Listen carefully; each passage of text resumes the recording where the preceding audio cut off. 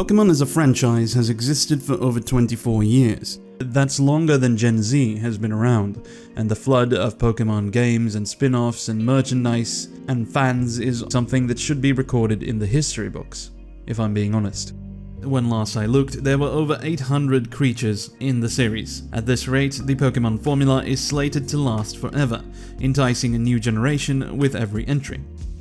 Obviously, anything this long-lived with this many entries in its main series that could potentially last forever should have an enormous impact on its environment, like a giant nuclear power plant might.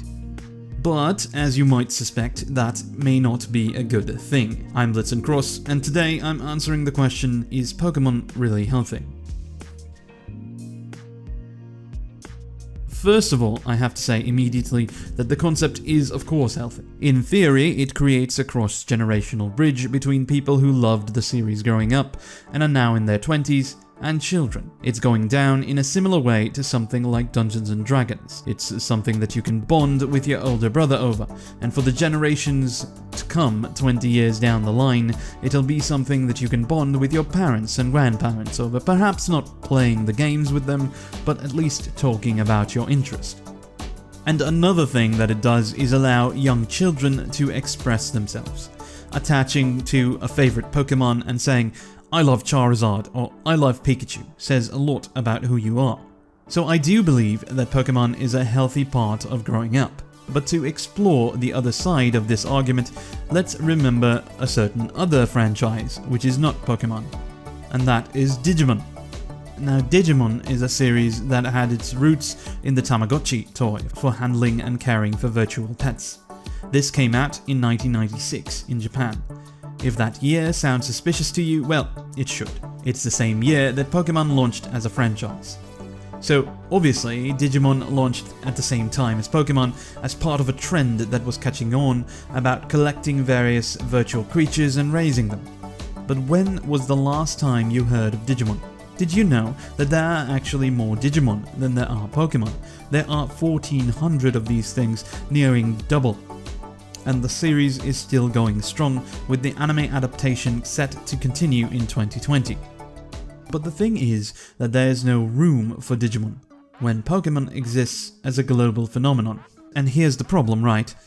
Pokemon takes up so much design space that it's almost impossible to make another virtual creature game and have it be important or meaningful.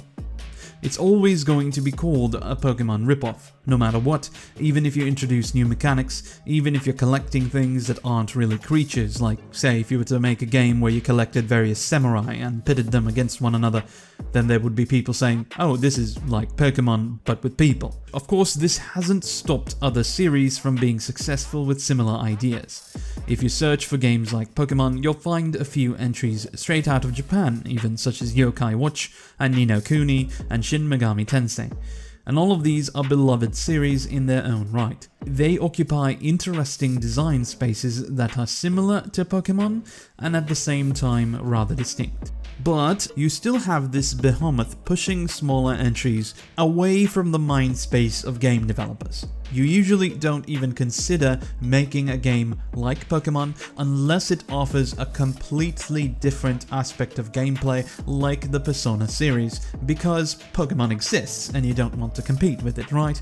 And you might be thinking, well, that isn't a bad thing really, because, well, Pokemon already fulfills the need, and what need is there for another Pokemon? And maybe, if Pokemon didn't exist, then another thing wouldn't even rise up to take its place, because, after all, the trend of virtual creature raising may have just expired over the years. And here is the thing, it's not just that it's limiting other franchises, it's limiting itself. Without any real competition, the Pokemon series has no reason to innovate.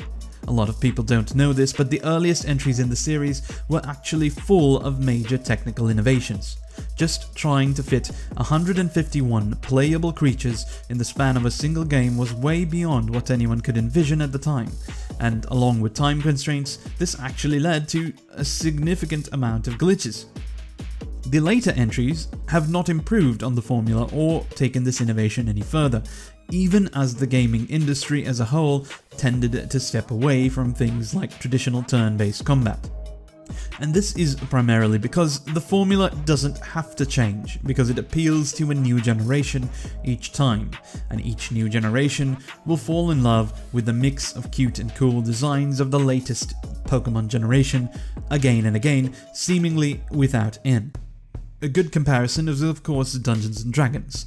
In a lot of ways, D&D has pushed many other tabletop games out of the space, as Wizards of the Coast has succeeded in making it the predominant format. But the difference between Pokemon and D&D is that D&D takes place in your head. The content is generated by you, the player. All Wizards publishes is a set of rules and describing this game world, so the innovation must come from you and your group. In Pokemon, although kids do generate a good portion of content in their heads, the focus is on actual retail products, the anime, the cards, and of course the games. And those things are not seeing as much innovation because of the constricting effect that Pokemon has on the industry. So is Pokemon healthy? I'm mixed. If Pokemon were to have more competition, it would have to do one of two things. It would have to improve the quality of its retail products to put them in line with game series like Legend of Zelda, or it would have to explore a new direction. Perhaps, like D&D, it would have to allow for more user-generated content by fleshing out this rich fantasy world that the concept defines. Start to describe Pokemon habitats and characteristics, make Pokemon live-action movies or documentaries, show how Pokemon behave in the wild. It took over 2 decades for Pokemon Snap 2 to finally be announced, and that was one of the most exciting reveals of all time. And we'd see a lot more of this kind of experimentation if Pokemon had true competitors. I think Pokemon is fairly healthy as a concept. However, I think that the lack of competition is something that is dragging the series down in terms of quality. And it's unfortunate because it is a series that a lot of us grew up with. It is a series that our children will love for a very long time. And I personally would love for the series to get better and evolve and grow.